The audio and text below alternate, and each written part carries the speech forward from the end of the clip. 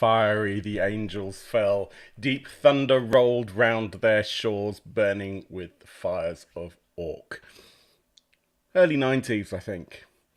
Quite late in the evening, I was visiting my dad. My parents were separated at this time.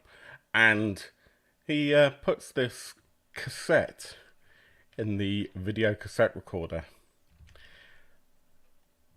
And we opened to some terrible monologue. But this really captivating scene, nighttime scene, we're flying through oil fields.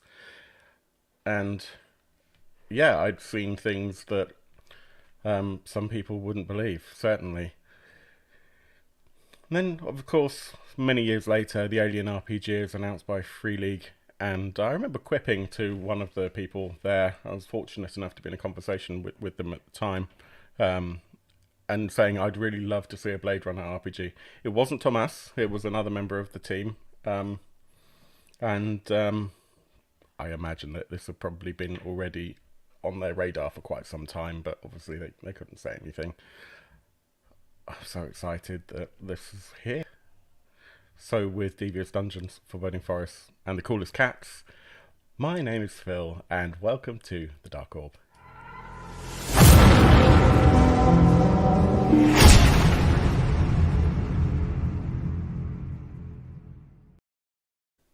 And here we are. Thank you very much for joining us. Yoel, one of our favourite patrons, because all of our patrons are our favourite patrons, of course. Thank you for coming along. This is a very exciting time. Yeah, if you're excited by this game, please hit like. Please let us know in the comments. We are live. We're live at the point in time where we're recording this, at least. And we already do have a comment. So let's say hello to Mort75 flying over Middlesbrough. Yeah, absolutely. The oil fields of Middlesbrough. Oh, goodness. It's an exciting time indeed. Backer number 4 on the Kickstarter, and I'm very proud of that. If only I'd been quicker. How's your week been, Yoel? In fact, it's been a couple of weeks. Yeah, it's been a couple of weeks. Quite busy, to be honest, both work-wise and private life. May is generally quite hectic, so yeah. I showed you my schedule, and that's the non-work schedule. Crazy. Yeah, and then work is upon that one, so... And I think family time, particularly family time with children in Sweden, is very different to how it is in the UK. I don't know if it's the same in Nordics generally, but I think there's a much more, I don't know, maybe kind of almost more of a community thing happening in Sweden when it comes to holiday time as well. There just seems to be a very different way that it's dealt with, and when you have a holiday, for example, you take a much longer break of time, and a block of time as well, I've noticed, and my other half, the summer holidays, Swedish, yes. Yeah, exactly. My other half's got Swedish colleagues, and it's quite clear that that's just a very different lifestyle thing, which is really cool. Yes. And of course, you have a much better work-life balance with all the coffee and cake as well. Good to see you, Eric. Aha, 2 people on the channel. Yes, it's one of those weird, strange occurrences where I'm not talking to myself. Blade Runner. Oh my goodness. We're going to go through the campaign in a little while. It's live. It's doing really, really well. Trying to think about how successful it's going to be. I could easily see this getting to, I don't know, $2.5 million maybe. I think it's going to do at least 50% better than the One Ring. Maybe double, based on the initial sales at least. If it follows the same curve, if you look on KickTrack, you can see a curve of sales. If it follows the same curve, I could see this doing. I said this in our Discord channel. If you're not a member of the Discord channel, please feel free to join. If you're watching on YouTube, the link is down there. In fact, if you're watching on Facebook, I think it is as well. If you're on Twitch, have a look on YouTube. The link is down there. Yeah, if you follow the curve and you kind of transpose the numbers, I could see it hitting 30 million Swedish crowns. But we'll find out, I guess. It's doing very well. It sure is. Bruce says, so who is doing the Voigtkampf test on the other? Would you like to tell us about your mother? Your Is there turtles?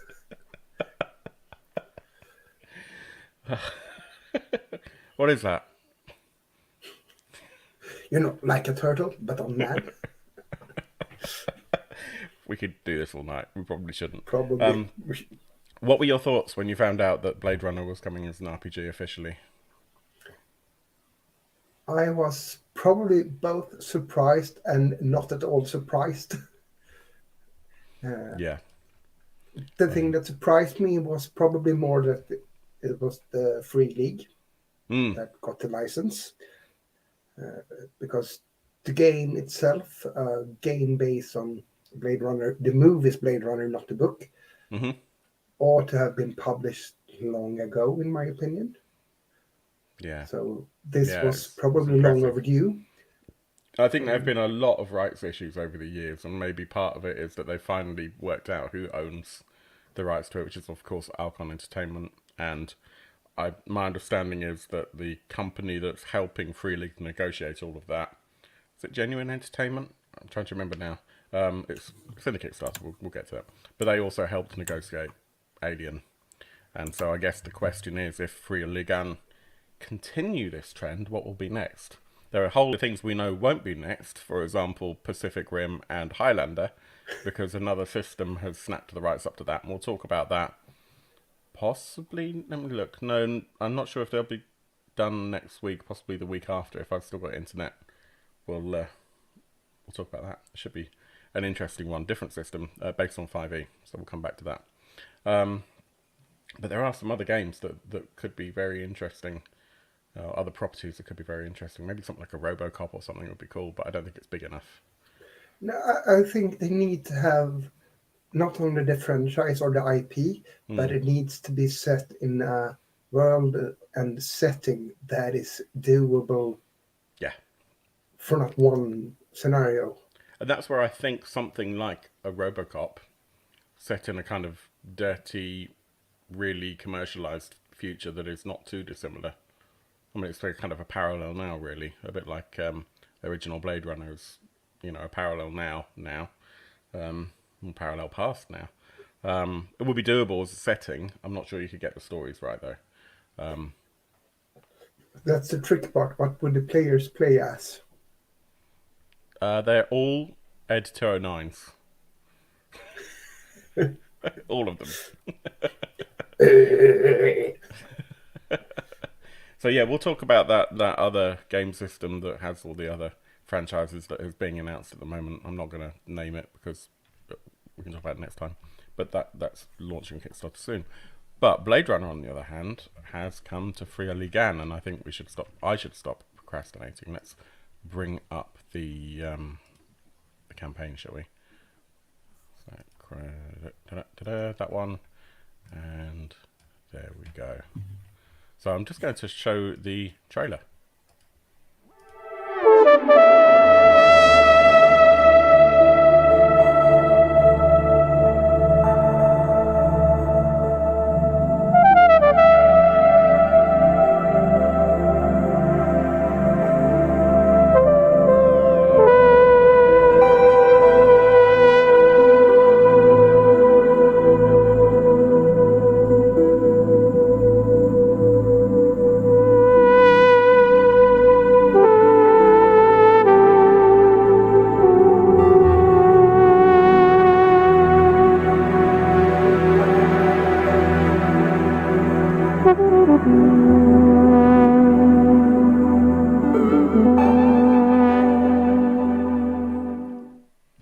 It's very cool. I mean, so Simon Stollenhag has done the soundtrack there. You'll know him from things like Tales from the Loop, Things from the Flood. But he was also a director with Free League, among other things, and obviously a very talented musician who also has a few albums on Spotify, iTunes, whatever, primarily around Tales from the Loop, Things from the Flood, but that sort of style. I'm saying a lot today. It's really irritating. Um, Um, yeah, so he's got a few, and they're really cool. Very much the ambient electronic kind of vibe. I can't think off the top of my head what the albums are called, but basically those art books have got Electric State's another one. Um, they've got those Spotify albums accompany and provide setting, and he's done a great job of embodying that Vangelis soundtrack from the original movie. The art style, obviously, the art is done by Martin Grip. I should imagine there are a couple of pieces in there that will be by other artists, but the primary stuff that we've seen is all from Martin, and he is the primary artist that we see on a lot of Free Guns games. So not all of them, particularly things like Forbidden Lands aren't him, but Coriolis, Symbaroum, Alien, and a few others are Martin's work, and he does such a great job of evoking quite a lot of emotion in what he does, and even these sort of relatively cold images like this. Really, he's very good at painting with what's the best word to use? Almost like subtraction. So he's very good at that negative space by putting the contrast and the light in those places where he wants you to draw your eye to. He is able to omit quite a lot and still convey a sense. And a lot of his work, certainly in things like Symbaroum, you'll see a lot of mist, a lot of dust, a lot of smoke.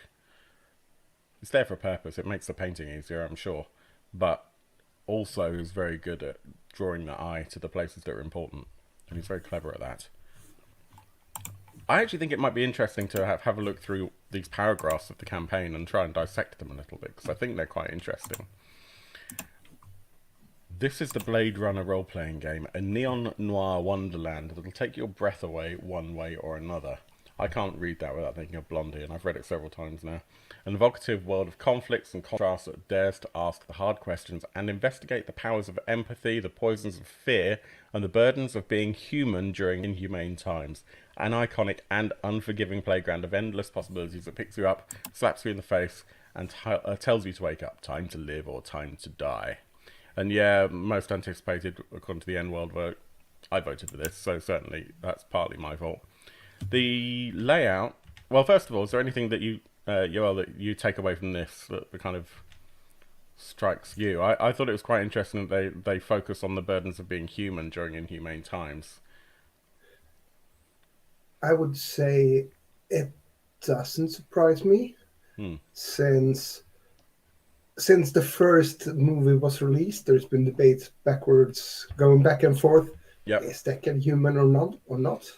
Yeah, it depends People who you are ask. still arguing. It depends Yes. who you ask and which version you look at. Even Harrison Ford refuses to believe that Deckard is a replicant. I don't know if he still does after 2049, the movie sequel to Blade Runner, but it also depends which version you watched, I guess. You know, there was no Unicorn Dream in the original theatrical release. Nope. Spoiler alert. And that's the one I saw. Yeah, it's the one I saw, but first of all, with the terrible Stanley Kubrick Shining ending and the voiceover, and I tell you, I mean, I was a teenager when I saw it, but probably a young teenager. It was early 90s, possibly even late 80s, actually. It was very blurry. And I didn't really understand what I was looking at.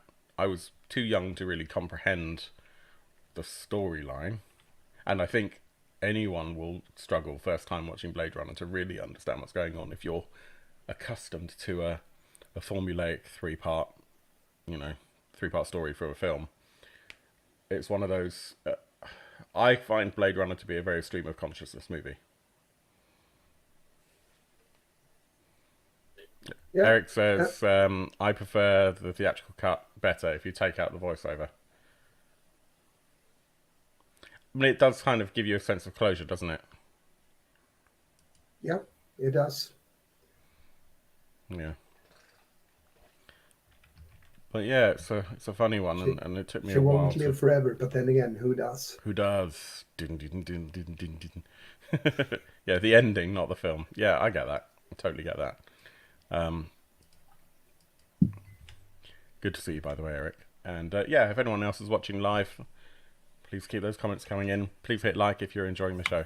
Um, we've got some interesting spreads. These really remind me of the layout for Coriolis.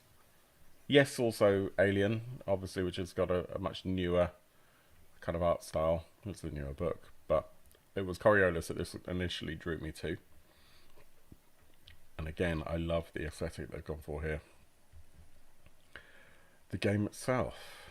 The official Blade Runner RPG will propel you into the streets of LA of Blade Runners with unique specialities, personalities, and memories. The core game and its line of expansions will push the boundaries, we'll come back to that, of investigative gameplay in tabletop RPGs, giving players a range of tools to solve an array of cases far beyond retiring replicants.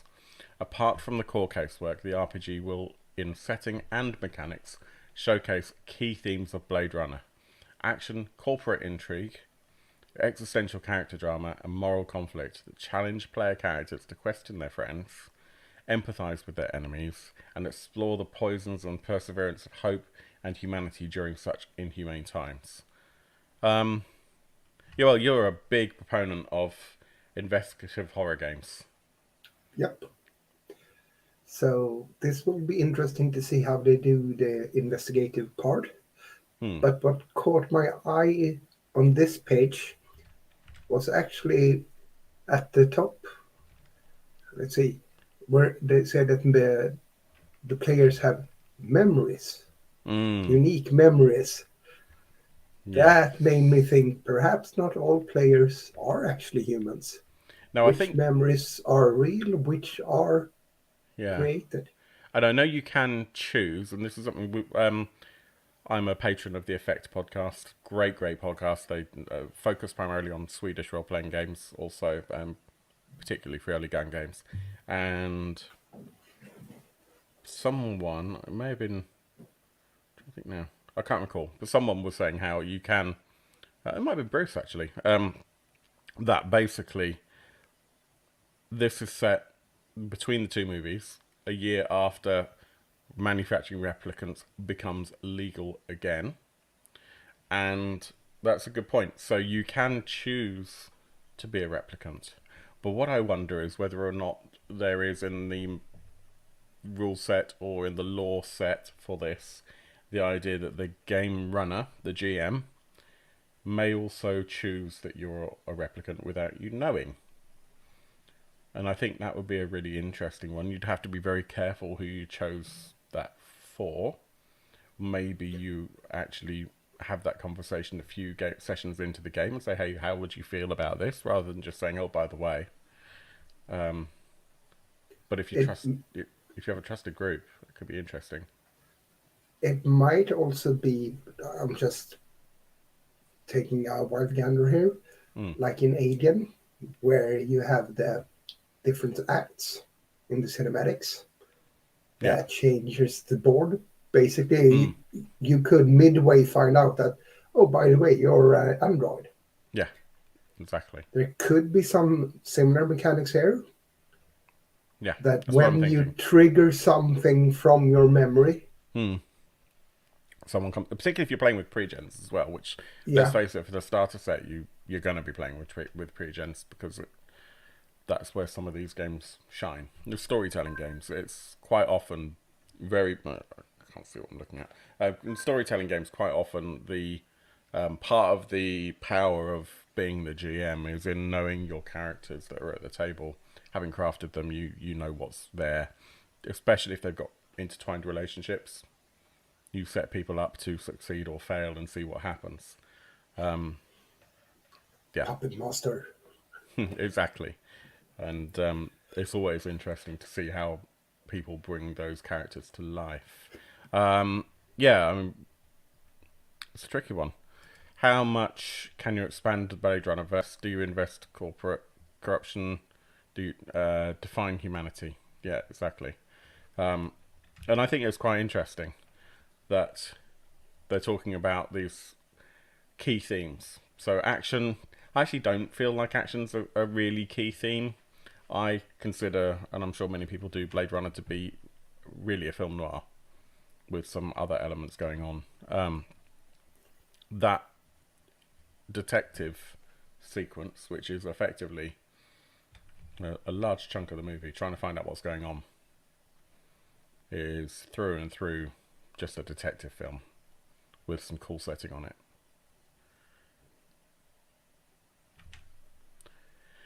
Pushing the boundaries of investigative gameplay with a range of tools. We'll have a look at some of those tools because the starter set is littered with them.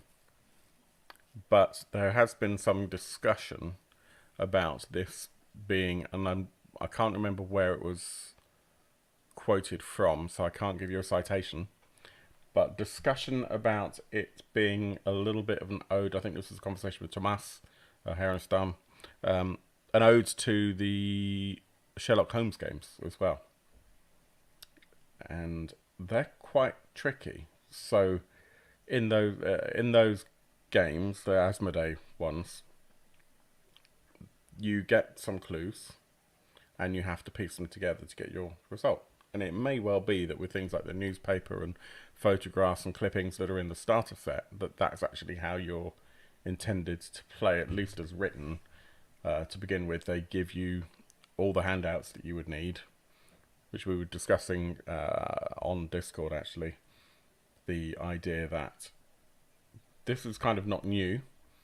Call of Cthulhu does this very well, but of course you are probably expected to make those handouts yourself unless you have lots of this. There are ways and means to have handouts made for you, but it might be one of those. Yeah, go on. For some of the campaigns, there have been handouts created by different companies for Call of Cthulhu, but mostly you make it yourself, one way or another. Yeah. And the community shares their work. Yeah. Yeah. And that's fine. I think that helps to make it a personal game, doesn't it? I'm not very good at making stuff, so yeah. I like the idea that we're looking at exploring these themes of what is human, because really that's what Blade Runner is all about, is what is human, what is it to be alive, what is it to be considered a real person. And also replicants of Blade Runner aren't really androids in the way of like Data from Star Trek, for example. You're looking more like clones, artificial humans. Yeah, exactly. And if it wasn't for that kind of retirement age, the inset dates and stuff, then the lifespan, the set lifespan of, was it 4 years, then you would only be able to tell them apart by some very key design choices, like, for example, the way the eyes reflect, because when they filmed it with a backlight behind the camera or next to the camera, so that whenever they kind of looked towards or near to the camera, you'd get a shine in the eyes to give it an idea of artificiality. And of course, the fact that they're fucking strong and smart, and none of us are like that in real life, apart from maybe Henry Cavill. But are all replicants extra strong and extra smart? Well, we don't know. We don't know. Because they were talking about the Nexus 6 models as some special battery kind of droids. Yeah, that's true. True. Replicants. Yeah. So yeah, Nexus 5, 4, 3, 2, and 1, and you can kind of backpedal a little bit. You know, initial beta variants and stuff. It's hard to know. Core content warning. Blade Runner franchise deals with darkness, essential themes. Stories can be violent, distressing, and raise issues relating to personal morals, not a game for children. Free League, the best Free League games, in my opinion, are the ones for which children are probably not the best target audience. So Symbaroum, for example, is not a game for children. I mean, children can play it, and that'll be fine. You know, you tailor the story to your audience, but like the core themes, if you take the campaign, for example, not only is it not really suitable for kids in terms of it can get quite horror oriented, but also actually I don't think kids will be that interested in politics and existentialism and what it is to to make an enemy of a faction or something like that. Or the question, what is it to be human? What is it to be human? Another question from Eric. Would Blade Runner be better played underpowered by the apocalypse? I don't think it matters, if I'm honest. No. I don't think it matters too much. I'm sure this system will be great. We'll talk about the system in a little while. They do mention that it's a year zero engine aligned system, but I think that's stretching it a little bit.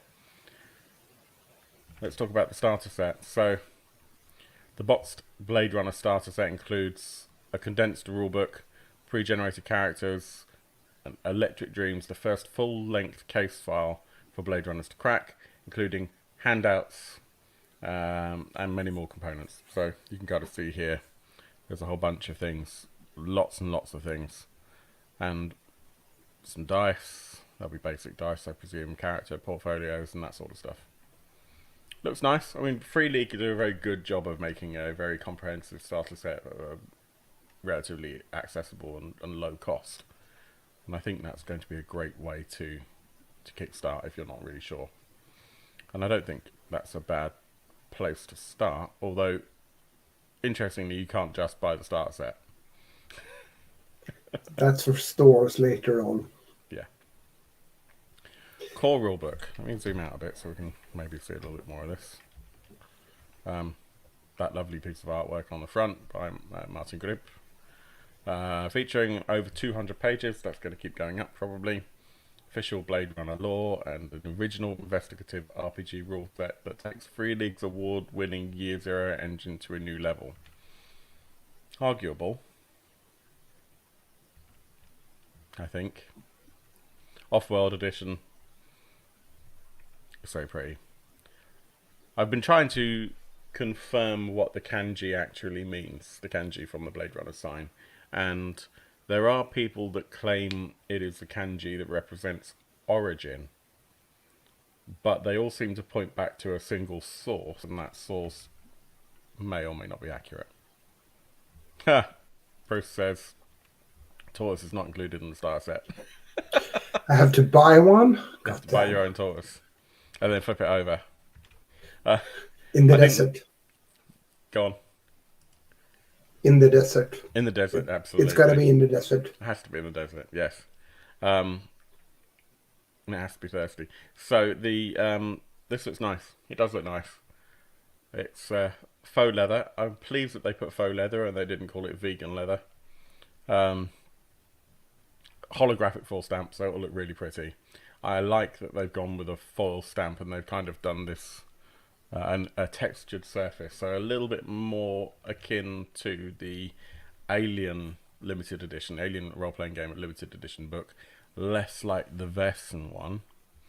My Vesson limited edition book, it's a buckram style cover, like a cloth cover, with a sticker on the front, and the sticker peeled off. And when I stuck it back down, it kind of got damaged, so that was a bit disappointing. Do you think this faux leather will be kind of like the one in the Forbidden Lands box? Form factor wise, you mean? Or in terms of style? Yeah. I think it'll be like I don't have one here. I'm trying to think of what. More like the Helmgast Cult limited editions, I think.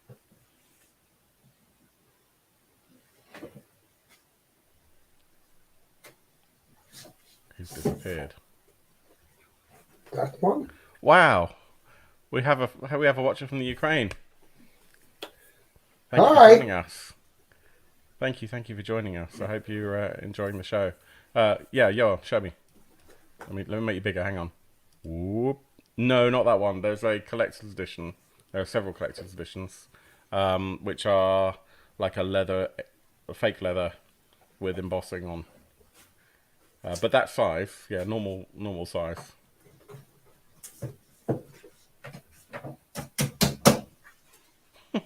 He's buggered off. Oh, he's putting it back. Okay. Yeah. So I think like an A4 size leatherette, faux leather, not vegan leather. There's nothing vegan about taking dead insects and extracting them into some kind of pretend leather coating. It's not vegan at all. Sorry, I'll get off my soapbox in a minute. Actual vegan leathers do exist, don't get me wrong, but I think most of them are just PVC and that sort of thing. If you're a big fan of collector's edition books, then you're going to regret not getting that one. What else have we got? Early access. So yeah, this is interesting. They have already written it, bar some proofing. So, and I wouldn't mind betting that it has been mostly written for quite a long time. I guess it probably was done at least before they decided the date for the Kickstarter. It may even have been done not long after, like most of the setting and that sort of stuff. Maybe not the rules. Could have been done a while ago. Probably. The rule set is similar, I think, I'm told, to some aspects of Twilight 2000. And Thomas made the rule set for Twilight, right? The rule set that exists in Twilight was written by Thomas. Yeah. Yeah, and he's made this one. Yeah. Yeah, so he has taken his new version of the developed version of the Mies base Yes. to this. Yes. So having probably already played some other games that were completely unrelated. Everything is inspired by something else. Oh, I know. Always. And that actually kind of brings us on to, and there's some wonderful pictures of the layout again. Brings us on to the game mechanics. I think this is really interesting. Friend of the show, Neil, from Paladin Roleplaying, and if you don't know Paladin Roleplaying, they make beautiful dice. We actually have a discount code of 15% off the first order down there, Dark Orb 15. So check their dice out. They do some really nice things. Resin dice, wooden dice, metal dice. Okay, I'll leave that up for a little while. Neil pointed out, he messaged me and said, doesn't feel very Year Zero. It feels a bit more like Savage Worlds. And I must confess, I hadn't actually had a good look. And I thought he might have been exaggerating that there's a similarity to Savage Worlds until I actually read it. So, let's see if I can zoom back in again. There. Based on the acclaimed Year Zero engine. Now, for anyone who's played Coriolis or Mutant Year Zero, or even Forbidden Lands, I think we tend to think of Year Zero engine as being, I've got a large number of dice, I'm going to throw them, and whichever dice hit the highest number, basically a 6, they are my successes. That's what I think of as a Year Zero engine game. For Coriolis, you add your stat and your so your attribute and your skill together. That will give you a number of dice. A dice pool, say, 3 strength and 4 melee will give you 7 dice. Hey, I can do math. You throw 7 d6s into a dice tray, and all the ones that hit as 6, they compound to your successes, and then you see whether that meets your, kind of your target in whatever way. So if you're doing like a melee attack, then once you get past your success, then actually you start building criticals and that sort of stuff. I haven't played Twilight 2000. I did back it, but then I dropped that backing, so I can't really comment on it. But I played a bunch of Savage Worlds. Core mechanic on this is you roll 1 die for your base attribute and 1 die for your skill.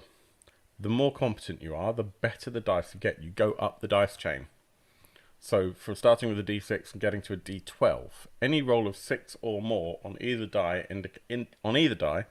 indicates a success. Multiple successes will trigger powerful bonus effects.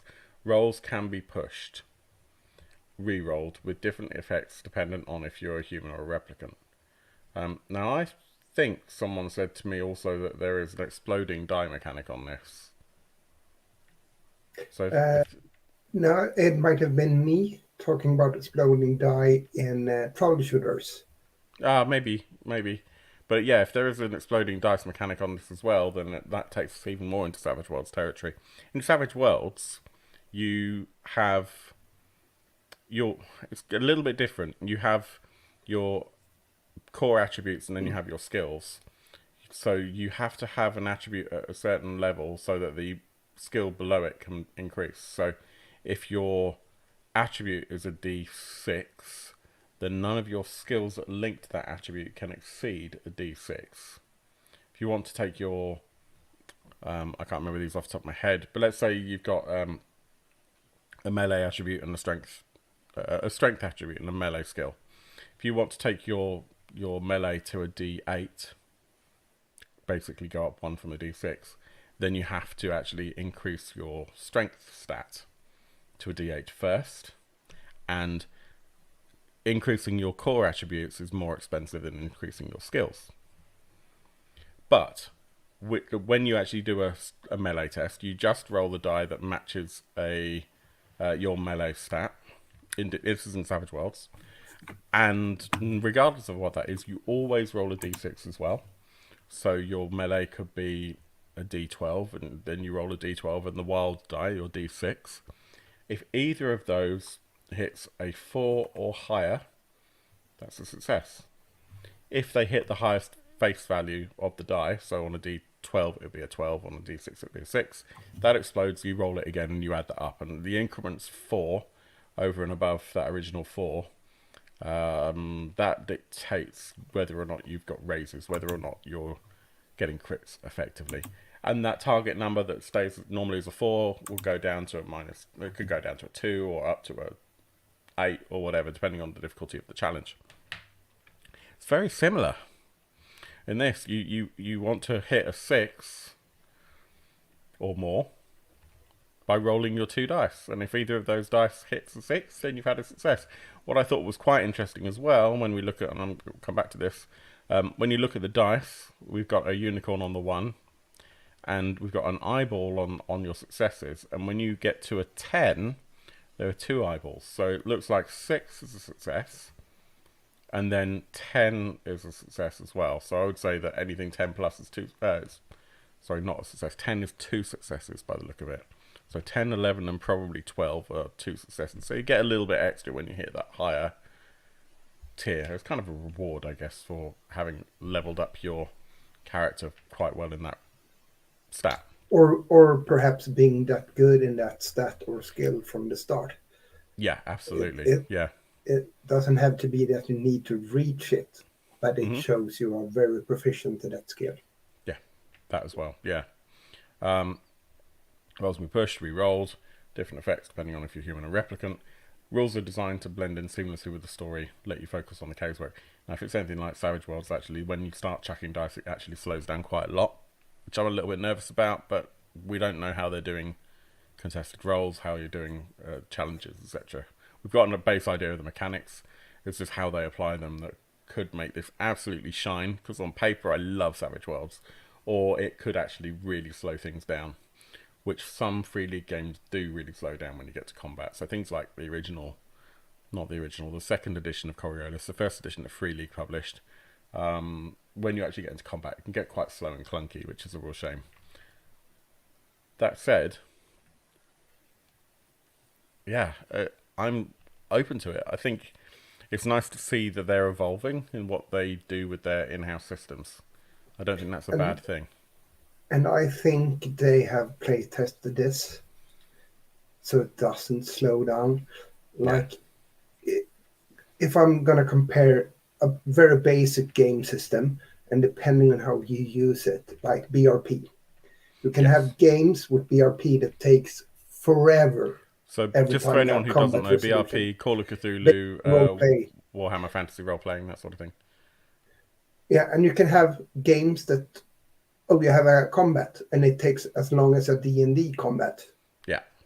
Yeah, absolutely. And that's something that other aspects of the BRP engine makes you just play the game and roll the dice once in a while to decide things. You don't play the system at all. It's just in the background. It's just there, absolutely. And That's what I like about Simprum. It's very, very rare that Simprum slows down too much, unless you have many, many people on the battlefield. It's why I like things like Power by the Apocalypse, where an entire battle, or a fight at least, can be... I can't find the right word, but basically can be kind of shrunk down to 3 or 4 die rolls. And you can kind of purify it down into that, which helps with storytelling. If actually you're more interested in a storytelling game than a war game, then that's where the kind of narrative games shine. And I think this looks like it might be more conducive to a narrative game, which I think is great. We need to catch up with the comments. Go on, sorry. Yeah, and that they described that the system is for storytelling. Yeah, exactly. In the Kickstarter. Exactly. They wouldn't do that if they weren't confident in that aspect. Yeah, I completely agree with you, and that actually excites me quite a lot. Let's go through the comments. If you're watching live and you're enjoying the show, please hit like. If you haven't done already, please subscribe. Every time you do a, I don't know, a D&D... Phil gets to say once again. I get to say once again. It's been a long week. Leave me alone. Yeah, every time you subscribe, then a Knoll from 5th edition gets leveled up. There you go. Rich says, it's a dice pool that is part of making something feel Year Zero engine, at least as we know it. Yeah, I think you need the exploding dice to make it feel Suede-y, which gives it more pulp heroic feel. Yeah, I'm not sure if it does have exploding dice or if we just made that up, but it'd be interesting to find out. Andy says, so you don't roll a D17 and a D19, disappointed? Sadly not. Other options do exist. Hey Jason, very good to see you. Hope you're well. Uniquely tailored for Blade Runner. T2K Savage Worlds. Yeah. Very T2K in fact. Well, it could be uniquely tailored for. It's basically like I said about the BRP. It depends on how they use it. Yeah, absolutely. Absolutely. Andy says Imperium combat scales with the exponent of the number of goblins. That's very true. If you want to make a battle hard in Simbrim, you just need to make sure you've got many more baddies than you have goodies on the field. Or say baddies and goodies. Many more NPCs than player characters. That will drive up the difficulty for your players, but also drag the game out. Right. Stretch goals. So before we look at stretch goals, let's have a recap of how well this campaign is doing. £950,000. We've been going since Tuesday afternoon. 3 days and a few hours. It's 11,740 crowns. What's that, like $1,200? Millions. $1.2 million rather. Yeah, millions. Sorry, yes, I always forget. 11,740,401. Yeah, it's doing great. Stretch goals. Okay, so we should probably talk about stretch goals. It's a bit of an interesting one, and this is where, although other publishers do this, and it's very obvious that other publishers do this, Free League are a little bit less good at hiding it. And that's the idea of planning your campaign such that the stretch goals are probably going to be done regardless. And the majority of stretch goals that we see may already be in the product and may have arrived even if the stretch goal hadn't been met and they just wouldn't have been publicized. So for example, if you're going to add a character type, an archetype, that would have been there anyway, they haven't drawn attention to it before, so it's possible that if you hadn't reached that level, it still would have been there. They just wouldn't have told you about it. But because they know that it's likely we'll hit that target, they'll tell you about it, and it'll make you feel like you've achieved it. It's a bit different from some of the other stretch goals we see by the publishers, where actually the stretch goal is an additional item in a what we call a fill level, for example, where Old Gods of Appalachia is a good example of this, where as the stretch goals get met, more is thrown into the bundle. There is no real bundle here as such. The bundle is that there is a standard book, limited edition book, and a starter set. That's what you get. What they're adding really is more stuff into the book and more stuff into the starter set. That stuff in the starter set may already have been going in there, and we'll go through and see what's actually there. But I think it's important that you don't look at this and imagine that the success of the Kickstarter is really influencing what the final product is to any great extent, other than maybe the number of dice that you get or something like that.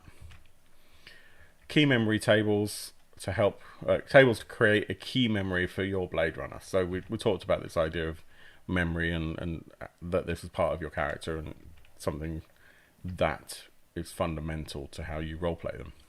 A map.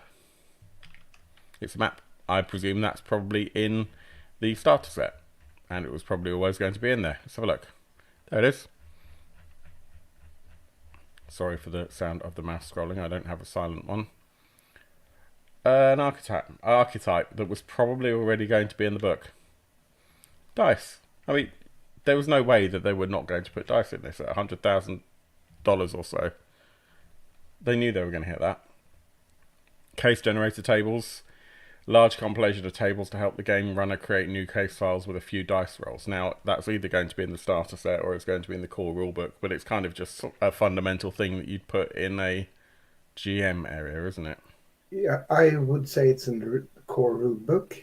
I think because so. Because the starter set is probably to play specific cases. Yes. And not generate new ones. So it wouldn't make sense to have that in the starter. I agree.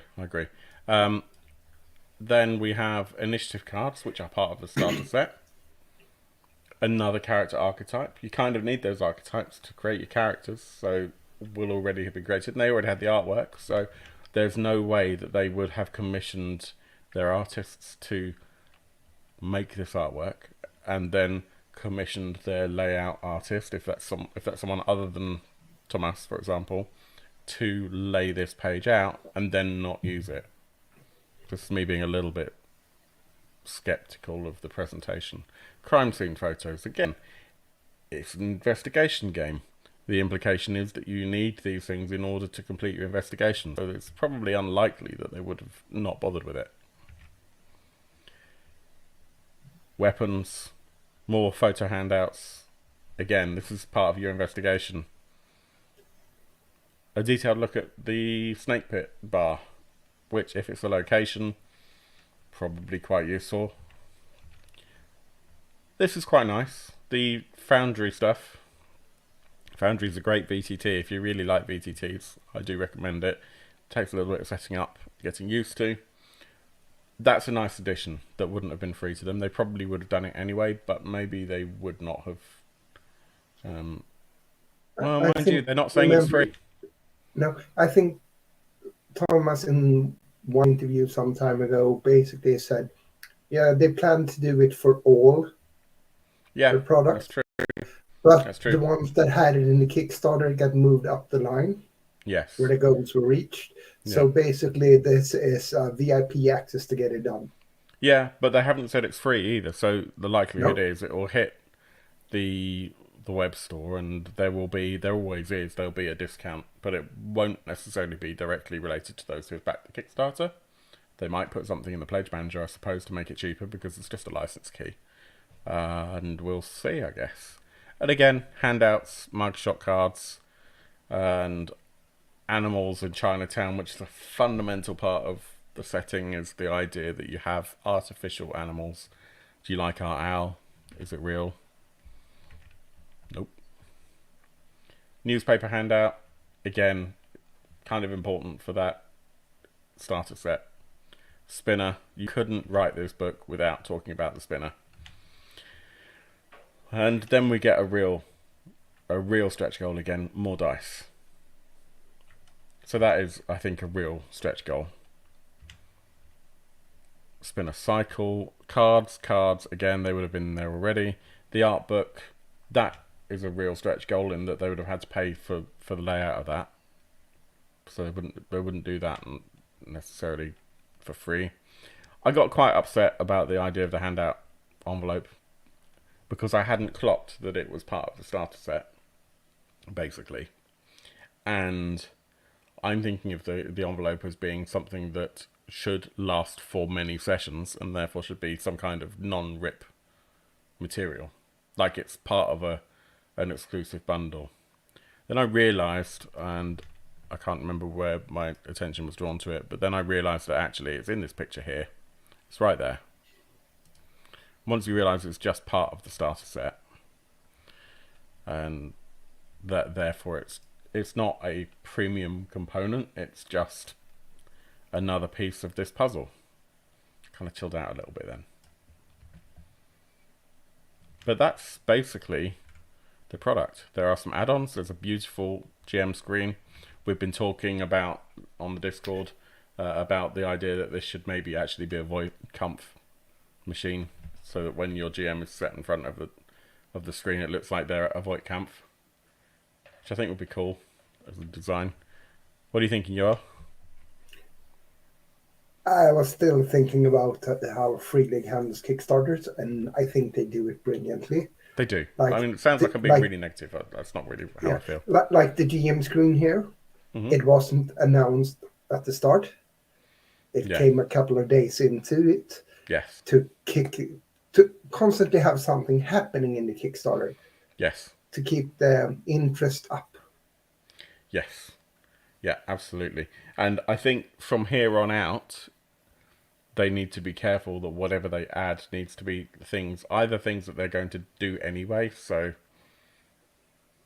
they can make it like a free edition if they don't hit that goal, or things that will really entice new people to the project.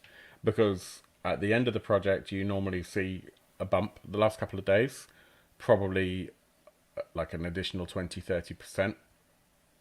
So you really want to push people over the edge. If they're umming and ahhing, make them feel like they're getting something that they won't get at retail. But we'll probably see like art prints or something, I would guess. Might be.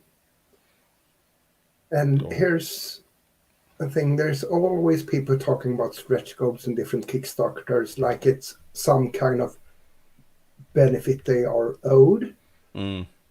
And some Kickstarters, if they are performing really well and add stretch goals that they need to put in extra development for, extra production and things, and give it away in the Kickstarter, that is basically reducing the Kickstarter for the company making it. Yeah, it's higher numbers, but less profit.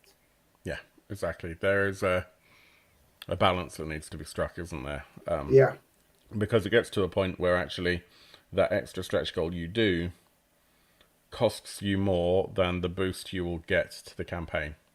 Yeah. So I've seen Kickstarters where they basically said from the beginning, this one doesn't have any stretch goals. Yeah. Yeah. Or one or two, and that's it. And I'm fine with that. You know what you're getting. And certainly indie games are like this. And Andy says, one of the several reasons that this is a hard pass for me is that stretch goals are somewhat uninspiring and don't add much over retail. And that's fair. That's very fair. I think for me, as someone that likes collector's editions, the stretch goal here for me, or the appeal for me, is just that limited edition book, which I think is gorgeous. And I know how hard it is to get hold of the limited edition Free League books after retail, or after the campaign is finished. They don't even often go to Pledge Manager, although the One Ring did, and I still didn't back it. And also my eagerness to get it. Yes, I will get the PDF now. Exactly. Like they did with us in Britain. I was really impressed to get the PDFs, like, was it 1 or 2 days after the Kickstarter closed? Yeah.